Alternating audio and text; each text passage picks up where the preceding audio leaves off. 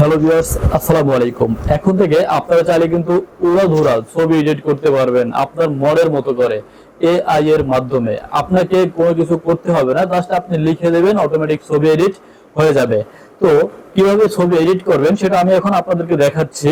আর প্রথমেই বলে রাখি, আপনি যদি আমার চ্যানেলে নতুন হয়ে থাকেন তাহলে অবশ্যই চ্যানেলটাকে সাবস্ক্রাইব করে দিবেন।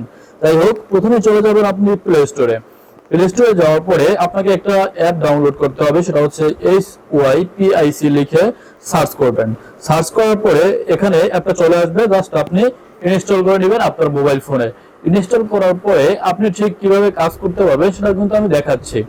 তখন ইনস্টল করা হয়ে গেলে দেন আপনি ওপেন করে নেবেন। ওপেন করার পরে আপনাকে কিছু অপশন অ্যালাউ চাবে, সেই অপশনগুলো আপনি এখান থেকে অ্যালাউ করে দিবেন।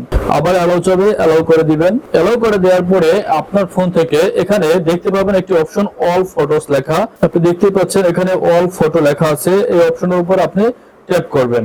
যখন আপনি এই অপশনের উপর ট্যাপ করবেন তখন কিন্তু আপনার মোবাইলে যতগুলো ছবি আছে সব ছবিগুলো কিন্তু শো করবে। আপনি যে ফটোটা এডিট করতে চান সেই ফটোটা এখান থেকে সিলেক্ট করে নেবেন। ধরুন আপনি গ্যালারি থেকে আমি একটা ফটো এডিট করে ফটো সিলেক্ট করে নিলাম। আমার পিছনে দেখতে পাচ্ছেন একটা ছবির পোস্টার লাগানো আছে। জাস্ট আমি এই ফটোটাকে এডিট করে দেখাচ্ছি। এই ছবিটা সিলেক্ট করার পরে আপনি যেটা করবেন, এখান থেকে নিচে অ্যাডজাস্ট লেখা একটা অপশন আছে, এটার উপরে ট্যাপ করবেন। অ্যাডজাস্ট লেখার উপরে ট্যাপ করার পরে আপনি এখান থেকে ক্রপ করে নেবেন। ক্রপ অপশনে ক্লিক করার পরে আপনি এটাকে ছোট করে একবারে একদম আপনি যে ছবির যেই অংশটুকু রাখতে চাচ্ছেন সেই অংশটুকু আপনি এখান থেকে সিলেক্ট করবেন। ঠিক আছে, সিলেক্ট করবেন, উপর থেকে কেটে নেবেন। কেটে নেওয়ার পরে আপনি এখান থেকে AI এক্সপ্যান্ড লেখা একটা অপশন আছে, এটার উপরে ট্যাপ করবেন। ট্যাপ করার পরে আপনি চেঞ্জ অ্যাসপেক্ট রেশিও এর উপরে ট্যাপ করবেন। ট্যাপ করার পরে আপনি যে রেশিওতে মানে হচ্ছে আপনার স্কোয়ার সাইজ আর একটা হচ্ছে আপনার যে মোবাইলের লম্বালম্বি সাইজ আছে 9:16 আর একটা হচ্ছে 3:4, আপনি দুটো বা যে কোনো একটা আপনার যেটা পছন্দ সেটা আপনি দিতে পারেন। আমি 3:4 দিয়ে দিলাম।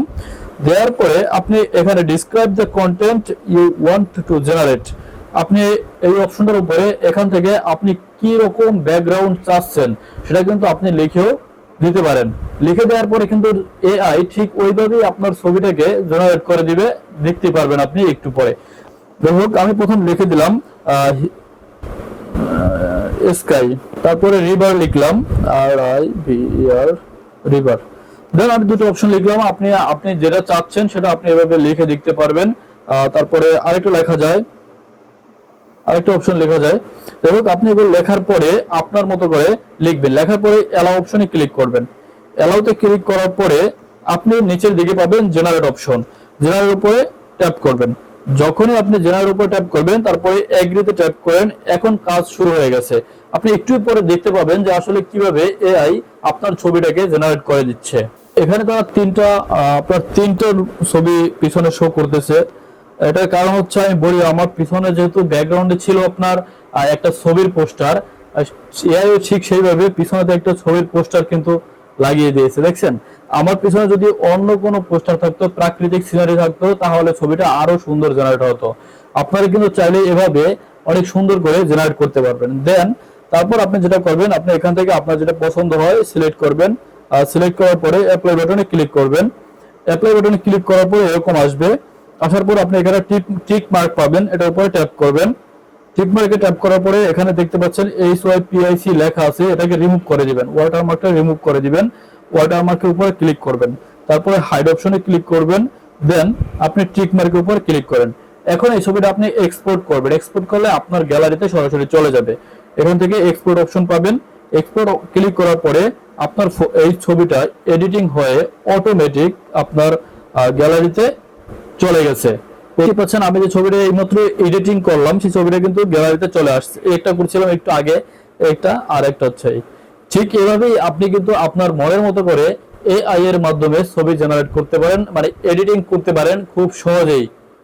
ধন্যবাদ। ভিডিওটি ভালো লাগলে অবশ্যই চ্যানেলটাকে সাবস্ক্রাইব করে দিবেন, আর ফেসবুকে দেখে থাকলে অবশ্যই ফলো বাটনে একটা ক্লিক করে দিবেন, আর আপনার বন্ধুদের মাঝে শেয়ার করতে পারেন ভিডিওটি। Thank you so much.